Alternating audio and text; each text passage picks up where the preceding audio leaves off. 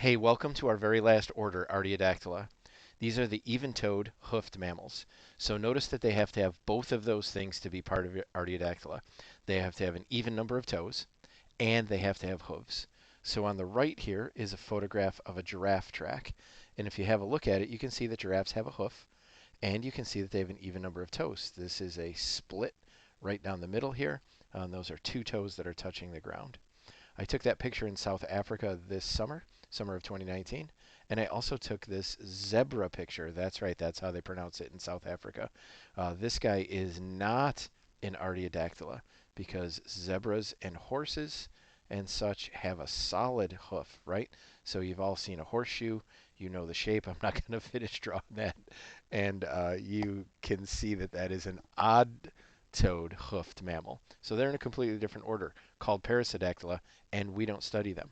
But we are going to cover good Lord. We're going to cover the three families that I have listed right here. The Bovidae, which we will start with. Antilocapridae, which is the pronghorn, only one species in that whole family. And then the Cervidae, which are all the deer. So let's get started, and we'll talk about bovids. So if you've ever heard of bovidae before, you've probably heard of the word bovine, and sometimes people think bovine means cows. Cows are just one member of the bovidae family, so they are a bovine, and they're probably the most famous bovine because cows are so common, around in domestication. I took this picture. These are longhorn cows, and this was in Oklahoma. So we're not going to study domestic cows, strangely enough. We're going to study wild bovids, and we're not going to study any of these. Actually, we don't have very many wild bovids here in North America. Africa and Asia have heaps of these guys, lots of different species. So all of the different antelope species that you've ever heard of, those are all bovines, and all of these guys are African species. And I did mention Asia as well. My wife and I went to India a few Christmases ago for a vacation, and in the national park that we visited, we got to see gar. It's pronounced gar like the fish. This is the largest bovine in the world. These guys were massive, and it probably wouldn't surprise you if I told you this is an adult male. So the males are the biggest ones, and they just look incredible. What a great looking animal. Sometimes they're called Indian cows. I don't believe they're domesticated. This one certainly wasn't, um, but they're in that same family, that same group with domestic cows.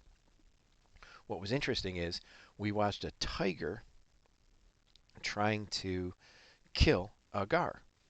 So tigers are big, right? And you can maybe tell this guy's sort of in hunting mode here. He's got a good look on, and he's kind of stalking here. But he wasn't going after the big male. He was going after the young one. And this is a calf gar running from a tiger that's chasing him. And in the herd, we watched how the two big males kind of always tried to get in between the calves and the tiger. Fascinating trip. What a great time. I hope you get to hear me talk about Indian tigers some other day because I really got to bring you back to North America and get you talking about our bovids that are native here. Who's this? What species is this? I have seen this in the wild, and I have a few pictures coming up, but I did take this one off the internet. If you knew this was mountain goat, good for you. If you knew it was mountain goat because you're looking at your sheet, still okay, not a problem. I did want to talk about a couple of things here. First, do you notice how this animal, like, doesn't this one look like an unmade bed right here? Like all frumpy looking? That's because she, and I know it's a she because she's with her young, has shed the winter coat off the top half and not quite off the bottom half as well. And I like this picture because it shows you that mountain goats are white in the summer coat and they're white in their winter coat. So that ought to give you an indication of where these things live. And while we're talking about goats, can we just dispel this? So billy goats and nanny goats, that doesn't really translate here in North America. That's a little bit of folk tales, billy goat gruff and such. People that raise goats in North America call them bucks and does, just like we do with deer. But the young are still called kids in most cases. So a young goat is called a kid. So what does that make this right here that he's standing on? Kid Rock, ladies and gentlemen, Kid Rock. We predicted that mountain goats would live where there was lots of snow because they're white all year round, and we were correct. First, they're a western species, and then second, they're a northern species. So it's the northwest where we find this guy. But if you look here, there are some species, excuse me, some populations way to the south here. Well, I can specifically talk about these ones here in Colorado. These are in the Rocky Mountains, right? So they're still in a place where there's lots of snow. They're just farther south, but they're higher in elevation. And even these ones in Utah and Nevada, maybe they're places that you don't think of necessarily as snow. Utah in the north here has tons of ski resorts because they have lots of mountains and they have lots of snow. But these populations are all introduced. So they found adequate habitat for them, but this is not where they're native. In fact, even some of the populations that you see here, especially in Idaho, Idaho has introduced mountain goats to places where they weren't native. And the reason for that is mountain goat hunting is popular and can bring in revenue. And secondly, they may not cause a lot of environmental harm. I say may not because every animal has the ability to do so. Well, one side effect of this, where they've been introduced here in Idaho, is that they've migrated on their own into Yellowstone National Park, which is located here. So the folks that manage Yellowstone National Park are not interested in an introduced species. They're interested in only native species. So we have a bit of a clash here. The state government says we'd love to have more of these, and the federal agency is saying not in our property, thanks. Here's some pictures that I took in British Columbia. Sorry, maybe we should just go back one and I'll just show you exactly where. So right here, just over the border into Canada, Waterton National Park. I've got some pictures here, and I did want to show you a couple things. First, here, this goat is also shedding. I'm going to draw a line right here, and then I'm going to erase it. This line is the difference between where the coat has shed and where it hasn't. So you can see all of this stuff, how fuzzy it all looks there. That's all still molting out. And these pictures are July. So when you live in high elevations, you don't just get rid of your winter coat just because, it's May and sunny one day. I did want to show you this picture and talk about this kid right here because sometimes I think people are so familiar with white-tailed deer that they just use that as their model for everything that has hooves. So I show you a picture of a mountain goat and you're like, yep, a deer, but it's white. So it isn't exactly like that. Look at how, I'm going to use the term front end loaded this animal is. Look at how big and beefy this chest is. That's nothing like a white-tailed deer. Anybody out there that's ever butchered their own deer knows that the front quarter is much smaller than the hind quarter on a white-tailed deer. And that's probably even true on these guys. I'm not saying that his hind quarter isn't large. I'm just saying mountain goats are shaped differently than white-tailed deer. I even see kind of a hump here, right? So maybe great-great-grandpa was a grizzly bear, and we just don't talk about that. Whoops, I don't want an eraser. I don't think that's the case. I think just like, oh my goodness, I'm screwing everything up. Just like uh, grizzly bears having that big hump in the front for strong arms so they can dig. These guys have a hump in the front here so they can have strong front legs to scramble them up, to pull them up cliff faces. Let's have a look at this guy. I am in Glacier National Park now. That is on the Montana side of the Glacier Waterton. And you can see in the background, look how gorgeous this place is. It's just fantastic. If you get a chance to travel in the American West or the Canadian West, I would really recommend it for you guys. I often get this question, and it's always posed to me in sort of a, I don't want to say a snarky way, but it's always because they've got a bet with somebody and they want me to settle it. Horns are hollow, right? Or horns are solid, not hollow, right? And I know that there's some sort of a bet on the line. And the answer to the question, are horns solid or hollow, is yes. Horns are solid or hollow. And it depends on what you're talking about. Here's a very old male mountain goat. And This guy's got so many problems. He should be standing in a handicap spot here. I really don't mean to make fun, but he is kind of a homeless junkie at this point. He has got a back that's so curved because the muscles that were supposed to hold his spine rigid are no longer in place. You can see ribs here. Do you see where I'm pointing with the red dot? He's malnourished, and at first he looked like he was nice and healthy because he looks robust down here. This is that sagging belly that comes with organs that are not held together by interstitial tissue anymore. He's literally been digesting his own muscles. And the reason he's here in the parking lot alone is because he can't follow the herd anymore and he's getting some free handouts. So that's the homeless part. That's the junkie part. He's eating junk food. He's licking antifreeze off of the ground here. And we did not feed it. I did take a picture and off I went.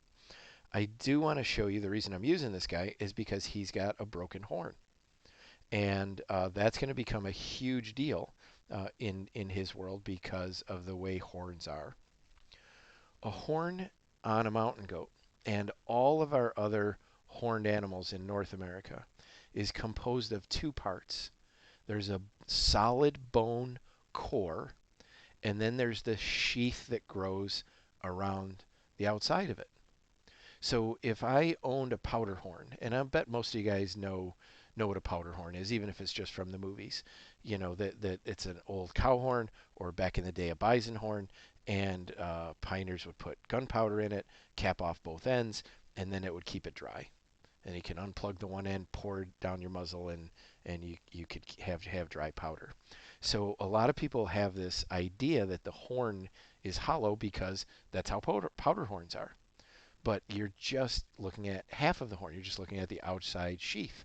The core in the middle, when it was on the animal's head, that sheath was on top of a bony core. It really is very, very similar to your fingernails. So have a quick look at them, or your toenails. I don't know what kind of life you've got going on right now. And you can see that that nail is growing and there's a bone underneath it. So just imagine that that nail grew all the way around your finger, like those Bugles corn chips that you used to put on when you created witch nails when you were a kid or an adult. And that's basically how a horn is. It's got that thing growing on the outside, but underneath it, there's living tissue and then a bone. It's important for you to know the difference between horns and antlers. So on your sheet there, you've got three differences between horns and antlers. And let me just read them out. Not that you can't read, but this will help me with the instruction part. First, antlers are shed every single year. Horns are not. That means this guy with his broken horn, he's never gonna. It's not like it was a broken antler that's just gonna regrow the next year. He's screwed. He's always gonna look funny. He's never gonna perform well again, right? He's approaching the ladies, kind of turned his head the opposite way so they see just the horn. Hello, girls, and he's trying to show that he still looks right, but he doesn't. So breaking an antler and breaking a horn, two completely different things. Wow, how many of you are out there right now and didn't know that white-tailed deer have to grow those antlers every single year? So every rack you've ever seen on a whitetail started growing in May and hardened off by September. It's just one season of growth. Now, antlers are normally only found on males, and horns are often found on males and females. There are so many species of horned animals on the planet, hundreds of them, that it is not true that every female has horns. But it's a good bet that if you're looking at a female uh, of a species that has horns, it's more likely than not. Most of them have horns. On the other hand, it's almost always males that have antlers and not the females. And this one is kind of interesting. Horns do not branch or fork. They spin, they turn, they twist, they curve, they spiral, they corkscrew, but they don't split. Antlers, on the other hand, all the ones in North America, for example, are supposed to fork. They're supposed to split.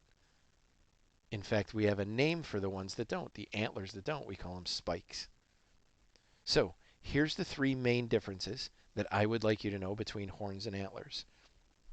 Now I need you to know the exception for each one of these. You ready? All right. There's an animal called the pronghorn, and every single year it sheds its sheath. So pronghorns have that bone core and then the sheath on the outside of it.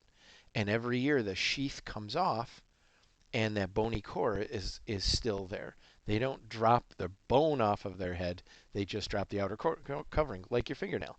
It would be like a fingernail falling off.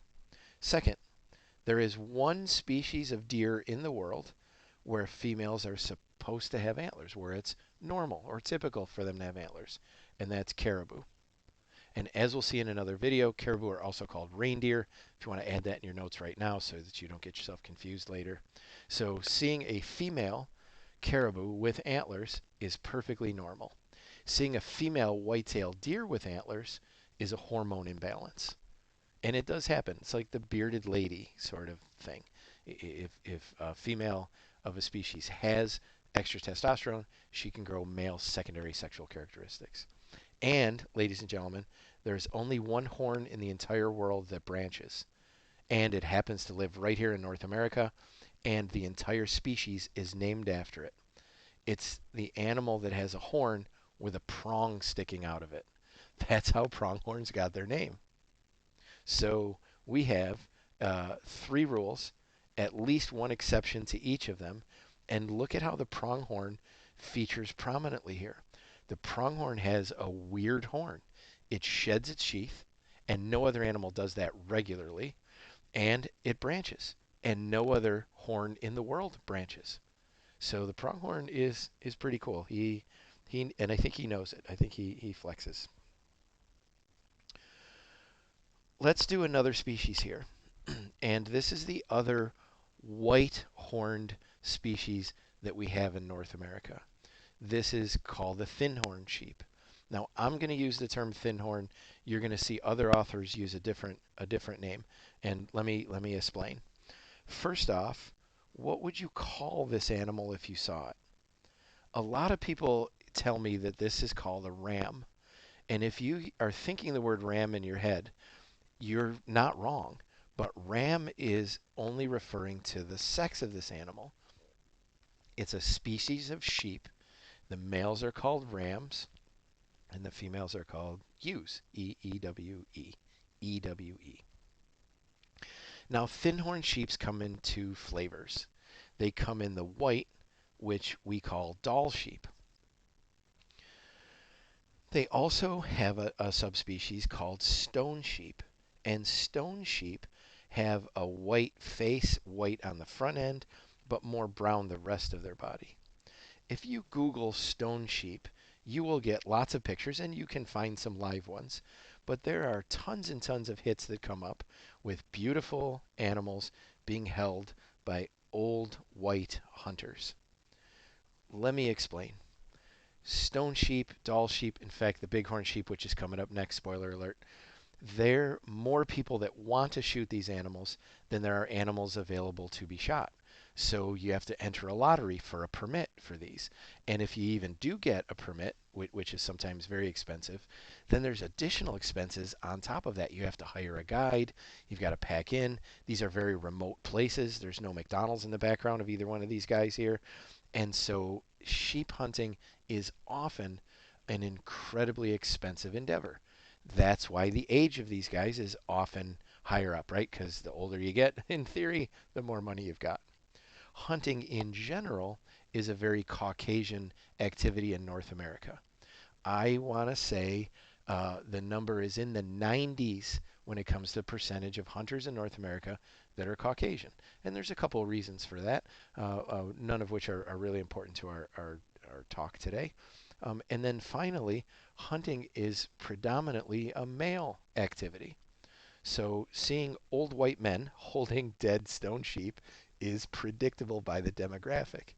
I will say this to anybody listening out there that even in just the 25-year career I've had at FLCC, or if you want to go back farther and say the 40 years that I've been hunting, there have been many more women have really entered the field of hunting to the point where they have their own clothing lines at this point. They sell archery equipment that's specifically designed for women, sort of thing. So I don't want to make it seem like it's just guys out there, but I still will stay statistically.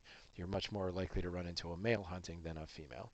My aunt, I hunted with my aunt for a very long time. She's passed away now. My wife and I have hunted numerous times together. So I come from a family that has men and women that hunt, but even so, more of the men hunt than the women do. So are you going to be able to identify this as a thinhorn sheep as the name of the species, and then stone sheep as the name of the subspecies, the specific kind of thinhorn? You know, if I asked you this on the test and you said thinhorn or stone, I'd be cool with either of those. And then the other sheep species in North America is bighorn. And I'm giving you the scientific name here, not because you need to memorize it, but I just wanted to show it to you. Ovis is Latin for sheep, and canadensis gives you an idea of where this animal is more common. So this is literally the scientific name translates to the Canadian sheep, eh? And we call them bighorn sheep because their horns are so much thicker than the thin horn. Let's go back. Okay, who would have decided that this wasn't the bighorn sheep? Like if this was the first one you ever saw, you might say, wow, that's a sheep with some big horns. The bighorn sheep was found first and named first. And when they found these guys, the distinction here isn't necessarily that the horns are any smaller, they're just a bit thinner. And that's especially noticeable on the leading edge in the front here. Okay, and I will show you, and we can keep watching for it as we go along. Look how wide the horn is. When they refer to bighorn sheep, they're really, the distinguishing factor would be the thickness of it. But look at the coloration of it. It's not all white like the doll variety, and it doesn't have a whole white head like the stone. So we should still be able to identify it. This could be a young male to the left, or it could be a female. I'm not sure, because the females also grow horns. What I can tell you is I took these pictures in uh, um, in Colorado. I almost got in trouble there telling you the wrong place. I took these pictures in Colorado in the first week of November, and I think I was about a week too early for the rut. I really have never seen bighorn sheep buttonheads except for on television, and would love to watch that someday. And as I was watching, this other male came up. Now I'm certain this is a male because the females never grow horns this large for bighorn sheep. Okay, and he was posturing at this male here and basically challenging to a battle. I'm looking at his head, sort of his neck is thrusted out and his chin is up. Do you see what I'm saying? So that takes the horns and kind of drops them a bit, and kind of gives him this look where he's not just walking around, he's actually postured and he's saying, let's go. And look at the reaction of the big male. Literally nothing. Like talk to the hand, right? No interest whatsoever. The guy on the right is just too early. But that's the strategy of younger males. It's gonna be lucky if I'm gonna get to breed, so I better get to the party first. I better work twice as hard, and that's my only chance of breeding. So he's challenging the male, and the male's like, dude, please, no interest. You don't even warrant. You're not big enough. Go. Here are some truly massive bighorn sheep that I pulled off of the internet, and look at how wide that base is.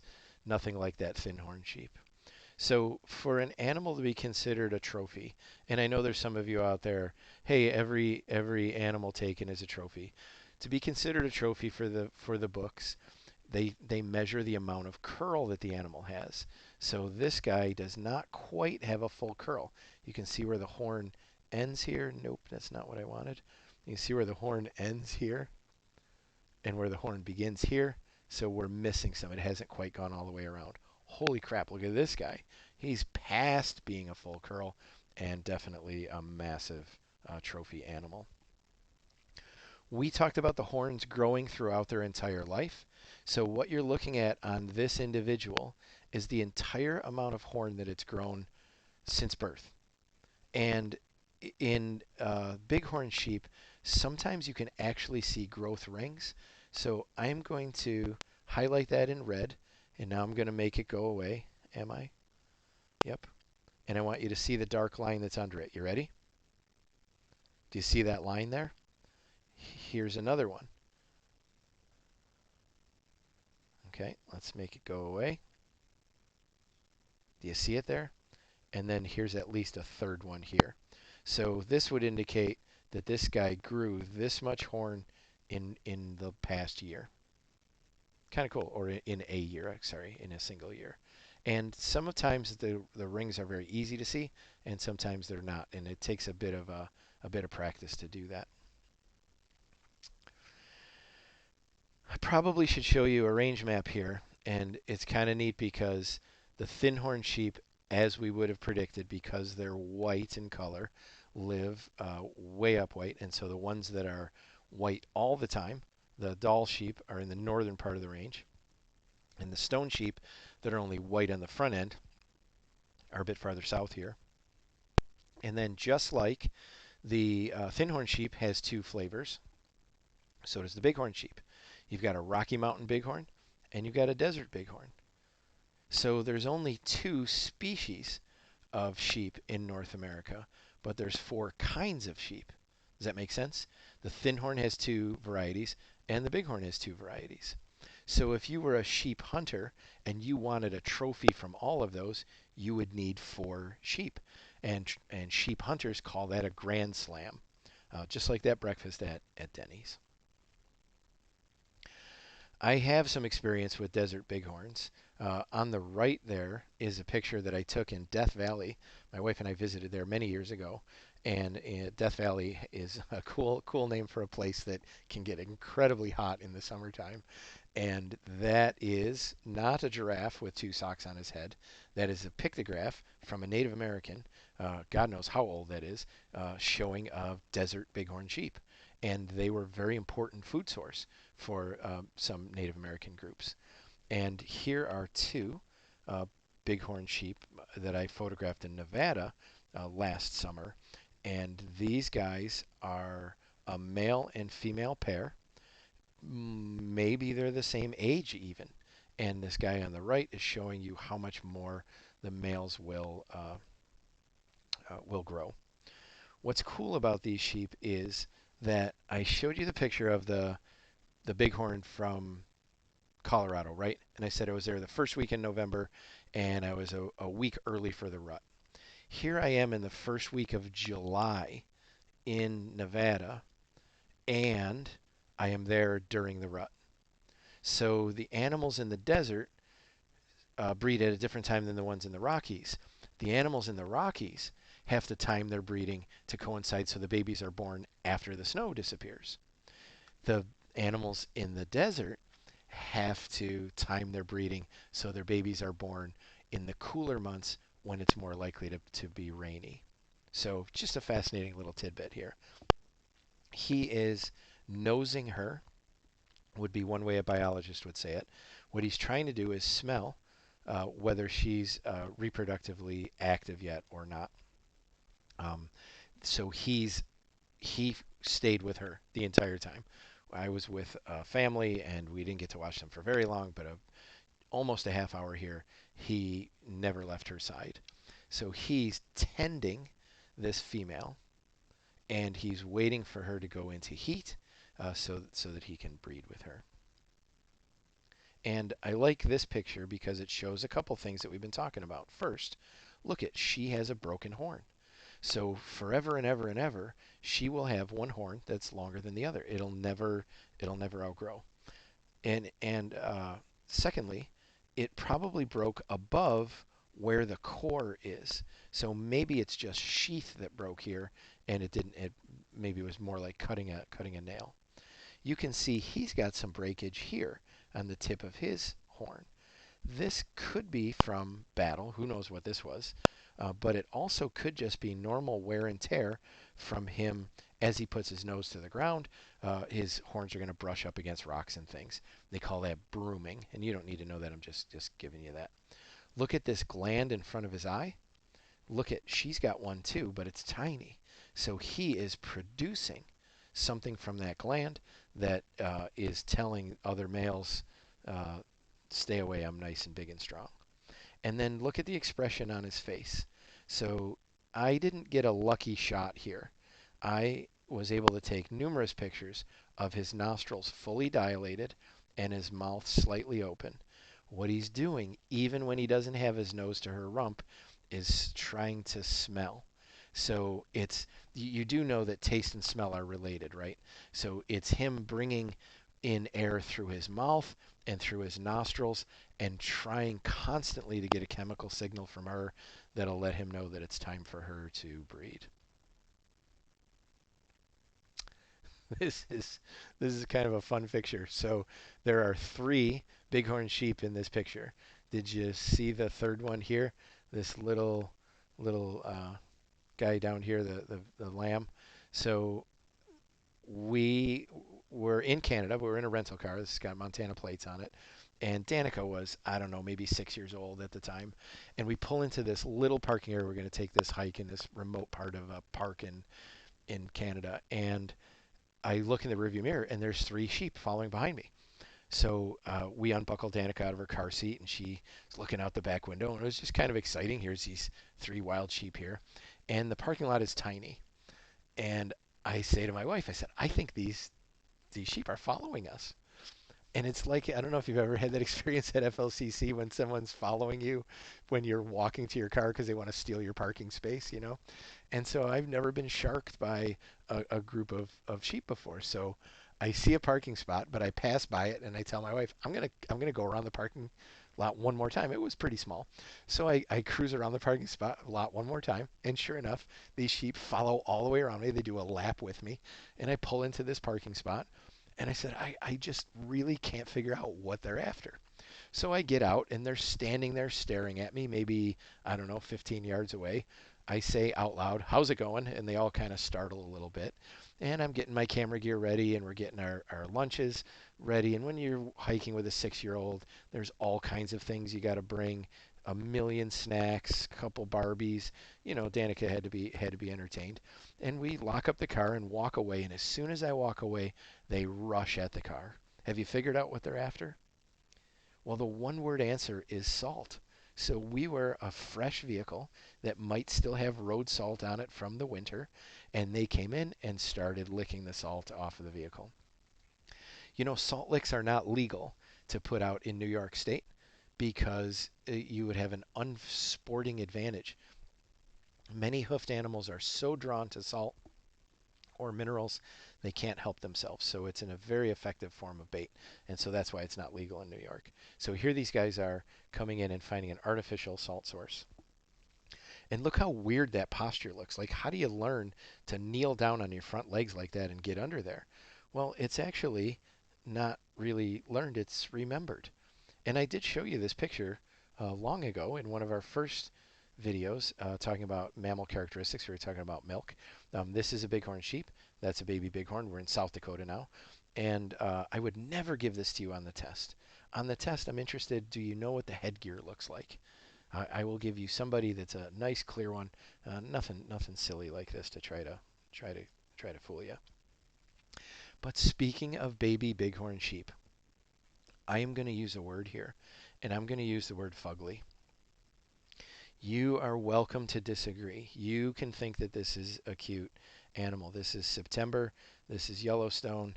And look how wide that head is. That has to be, this animal, especially if it's going to be a male, is going to be sporting a massive set of horns. But I'm going to stick with fugly as my answer here and double down on this picture right here. I'm not seeing cute, sorry. As they get older, those horns start to sprout, and it takes quite some time before they're mature and can even compete with other males. Sorry, we sort of have a third species of sheep that's wild in North America. I say sort of a sheep because it's not a true sheep, but it's related to sheep. The scientific name of the muskox is Ovibos for the genus. Ova means sheep, remember? We saw that Ovis canadensis. Bos is for the ox, basically. And then moschatus means musky. So literally the muskox's scientific name is the musky sheep ox. And that is a great description of this animal. Now, I do want to be honest with you and tell you these are wild muskox pictures that I have, but they're from Norway. My family and I went on a vacation to Norway, and you can see Norway and Sweden both have an introduced population of muskox. So, although they haven't been native to Norway for since a couple ice ages ago, I believe, they do have a wild population there. Here's where you can find them in North America: Canada and some places of Alaska where they also have been introduced.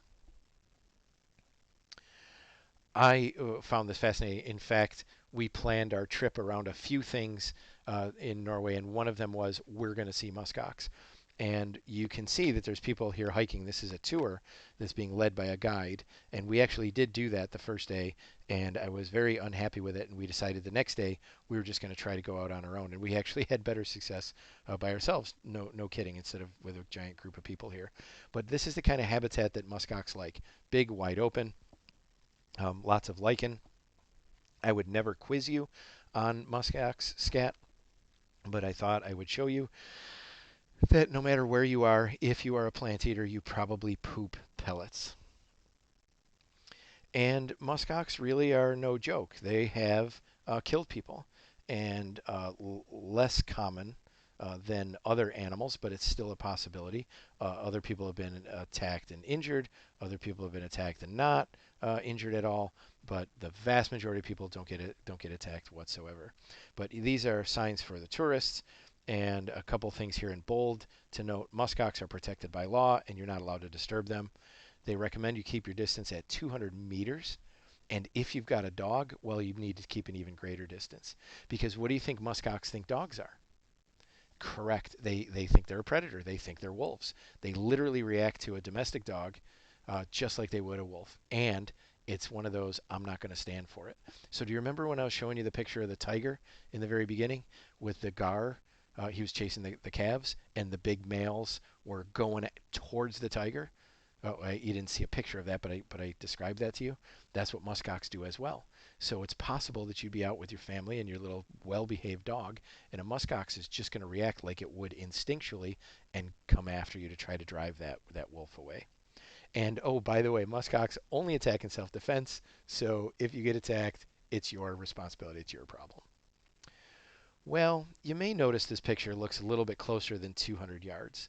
I am going to tell you that I have a telephoto lens, but I am also going to tell you that I am closer than 200 yards. We were able to find a muskox. This is a nice big male who was on the other side of a ravine from us. So this guy can't just charge right at us. He would have to climb down, cross a river, climb back up. And in the meantime, we've got plenty of time to get away. Plus, I am faster than my daughter. I did want to teach you a new word, and it is right there: kiviet. Kiviet, or kiviet, is the underfur of the muskox, and you can see some of it shedding here on this guy.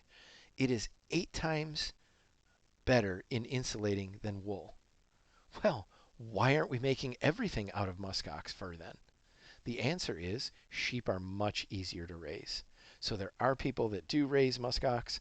There are people that collect this from the wild as well, but the supply is tiny compared to what the demand would be. But I guess you could geek out and see if you can find some of this online and see what you would have to pay for it as well. I don't know what your Christmas wish list looks like.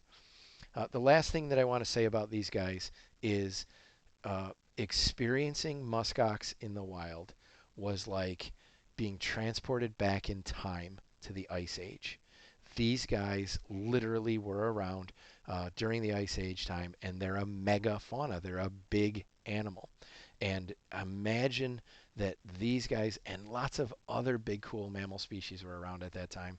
I just absolutely loved it. It was like watching a shampoo commercial, watching these guys walk with that long hair there. Anyway, I need you to be able to identify muskox. I need you to know that they live in North America, but that's about it. Any questions about bighorns, thinhorns, or muskox? Shoot me an email, send me a text. Happy to answer them. And we will finish off the bovines in the next video.